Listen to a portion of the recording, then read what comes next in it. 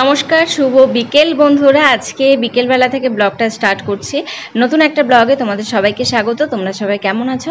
আশা করছি ভালো আছো, আর আমিও ভালো আছি। তো ব্লগের প্রথমেই তোমাদের কাছে আমি একটু ক্ষমা চেয়ে নিচ্ছি। এই কারণে ভিডিও ক্লিপগুলো অনেকদিন আগেই নেওয়া ছিল, এডিট করার আর সময় পাচ্ছিলাম না। তো জন্মাষ্টমীর ফার্স্ট ভিডিওটা দেখিয়েছিলাম যে এখানে প্রথম দিন কী কী দেওয়া হয়েছিল। তো সেকেন্ড দিন তার জন্যই তোমাদের দাদা বিকেলবেলা এখানে চলে আসলো। প্রথমে সন্ধ্যাবেলায় দেওয়া হবে চা, আর তারপরে দেওয়া হবে ঘুগনি। তো আজকে কোনো রাঁধুনিকে বলা হয়নি, নিজেরাই এখানে সবাই মিলে ঘুগনি বানাচ্ছিল। আর এই যে আজকে বেশি লোক থাকে না, খুব অল্প লোক থাকে, তার জন্য আজকে বেশি আইটেম করা হয়নি, শুধু ঘুগনি করা হয়েছিল আর চা করা হয়েছিল।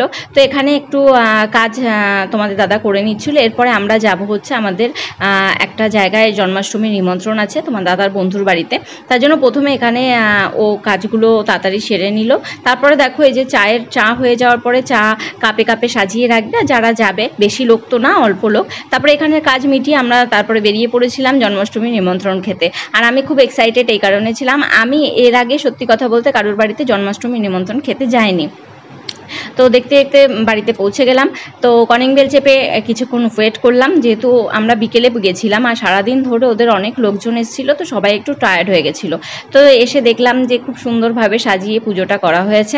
তারপরে আমরা চলে গেলাম হচ্ছে প্রসাদ খেতে। এসছি তো প্রসাদ খেতেই, মেন উদ্দেশ্য তো সেটাই। তো যাই হোক, প্রথমে তো ফল প্রসাদ দিয়েছিল, তারপরে খিচুড়ি আর তরকারি দিয়েছিল। আর আমি এখানে বেশি ভিডিও ক্লিপ করিনি, কারণ এই কাকিমাটার পা ভেঙে গেছিলো। তো এর মধ্যে বেশি ভিডিও ক্লিপ নেওয়াটা আমার মনে হয় না ঠিক হবে, তার জন্য আমি বেশি ভিডিও ক্লিপ নিইনি। তারপরে এখানে চলে আসলাম, দেখলাম অলরেডি ঘুগনি হয়ে যাওয়ার পরে সাজিয়ে সবাইকে দিচ্ছে। তো চিকু একটা ঘুগনির প্লেট নিয়ে নিল, আর ওখান থেকে আমরা খুব তাড়াতাড়ি বাড়ি চলে এসেছিলাম। এদিকে চিকুর ঠাকুমা জন্মাষ্টমীর প্রসাদ দিয়ে গেছিলো, তো চিকু মোটামুটি সেগুলো খেলো। তোমাদের দাদার ওইগুলো কিছুই খেলো না, দুদিন ধরে ভাজাপুরি খেয়ে।